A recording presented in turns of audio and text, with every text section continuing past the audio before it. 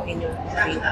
Nagagalak po ako at nagpapasalamat sa mga miyembro ng committee by overwhelming majority of 54 with only one no vote na dineclare na as sufficient in form and substance, both in form and substance yung third complaint, just like the fourth complaint. At sa una pa nga lang po, nasabi ko na po ito sa previous interviews na wala pong duda sa akin o hindi po ako nag-alangan na sabihin na yung complaint, yung Sabalya et al. Complaint is really sufficient in both form and substance. So, bagamat syempre hindi natin alam kung ano yung magiging botohan, but hindi na po tayo talaga na gulat doon kasi alam naman po namin that it passed the test of both form, sufficiency of both form and substance. Kung makakapekto po ba yung final na perjury case ni VP Sara against Madriaga dito po sa impeachment? Sa tingin ko hindi. Kasi alam mo, ang tingin ko dyan ay kinakabahan na yung kampo ni VP Sara. Alam nyo, kasi yung magiging testimonya ni Mr. Madriaga, yung sa kanyang affidavit, ay isa sa pinakamahalaga at matibay na nakadagdag na ebidensya dun sa mga existing ng evidence nung dating na-impeach siya in 2024. So, kinakabahan na siguro. Yan ang tingin ko, yung kampo ni VP Sara. Noon, hindi nila pinapansin. Tapos, biglang kinasuhan na nila. And meron din ako nakita na parang kino-compare doon kina Matobato at Las Cañas.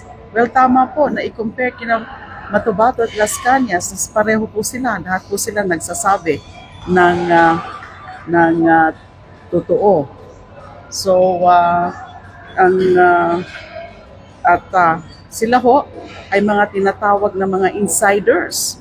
Insiders sila Edgar Matobato and Arturo Las Cañas doon sa DDS killings, saka iba pang mga EJKs attributed to the Duterte regime. Ito naman ay insider doon sa mga pinagkagawa ni VP Sara doon tungkol sa confidential funds. Ma'am, are you certain na even without the Madriaga statement, the impeachment complaint po will stand alone po? We are confident. We are confident. Kasi nga yung mga tungkol sa confidential funds, tungkol especially dun sa admission to assassinate, a plot to assassinate the President, the First Lady, and the former Speaker of the House. Yun po para sa akin, malakas yun. Lalo nang nandyan yung video na nakita natin lahat. So that's a very strong evidence. And that is definitely a ground for impeachment. Kasi other high crime yan eh. That is betrayal also of public trust. Hindi pwede isang napakataas na opisyal ay basta-basta na lang nag-threaten sa Pangulo at sa iba pang mataas na opisyal katulad the former House Speaker. Tsaka yung video na yan, na-authenticate na yan ng NBI. At kaya nga na-filean na si VP Sara ng grave threats and inciting to sedition. So para sa akin, isa yan sa pinakamalakas. Yung ground na yan, there's a common ground for both the third and the fourth complaints. Ma'am, do you think the committee Kailangan po should... yung timing, yung pag-file ng perjury complaint dun sa nangyari yung impeachment case. So tingin ko po, bakit dati hindi nila ginagawa yan? Noong November pa, lumabas yung sworn affidavit ni Ramil Madriaga. And then bakit ngayon lang? Tinatime na nila. Alam nila na magbobotohan na ngayon. So maybe they're hoping na more or less ma-disway o ma-influensyahan, mag-aalangan na bumoto in favor of the declaration of sufficiency in substance ngayong araw na nangyari na nga. Buti na lang, wala namang pumansin sa ganyang taktika na an attempt to try to influence the proceedings. Kung are you expecting na sasagot si VP Sara dito sa 10D notice sa bibigay ng komite? Of course, it's up to her. It's up to her. Kung hindi niya sagutin, then she runs the risk of having waived the right to answer. So, decision po niya yan. I'm sure she will be consulting the lawyers, her lawyers, if she has not done so by now. Ma'am, should the Justice Committee subpoena the bank records of the Vice President? Oh yes, dapat. Kasi Why not? kasama yan sa allegations. It shows the accumulation of wealth, of unexplained wealth, grossly disproportionate to kanyang mga linagay sa kanyang SALNs. Kaya nga ang talagang gagawin is that ipapasabpina yung SALNs mula pa nung siya ay mayor and vice mayor of Davao City, and then all the way to kanyang current incumbency as a vice president.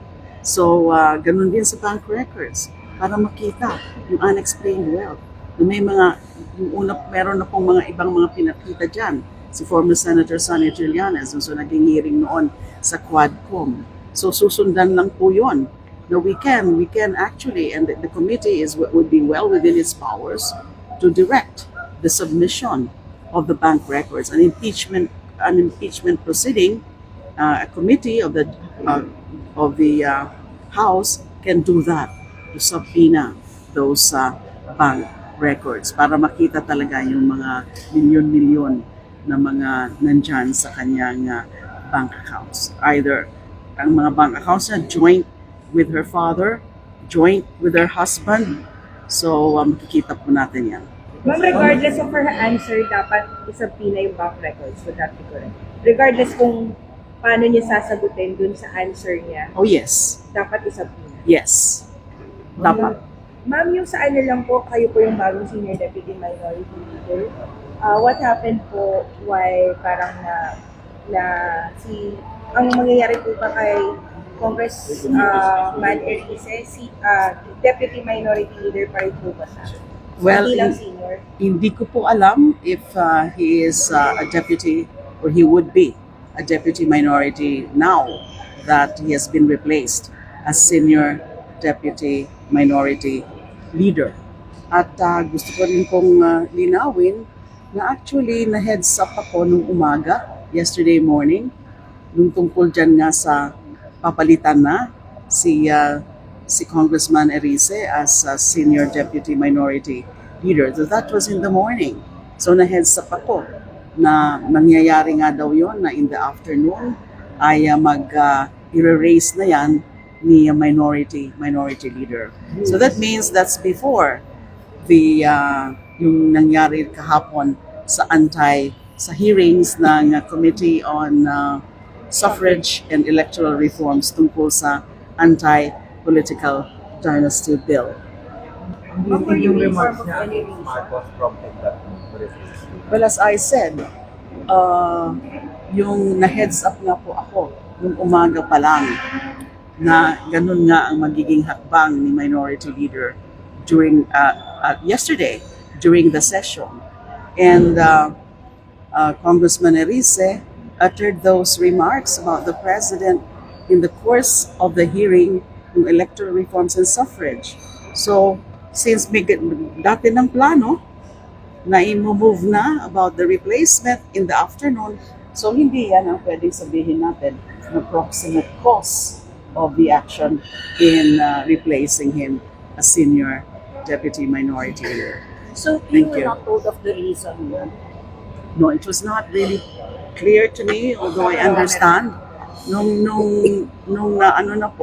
na-move na po ni minority leader, and it was adopted on the floor about the replacement, about me replacing Congressman Erice. So tinanong ko po ulit si the minority leader, na sabi niya kasi gusto nila na a senior deputy minority leader ay yung isang tututok sa proceedings, sa session, na mas makakasubaybay sa mga nangyayari sa proceedings. Because, minority leader, kailangan niya talaga ng parang mag-assist sa kanya, senior deputy minority leader, in making sure about what's happening in the floor, sa session hall, na nandyan kasama mo yung mga the other members of the minority. And syempre po, I take it as an additional task, as a challenge, additional task.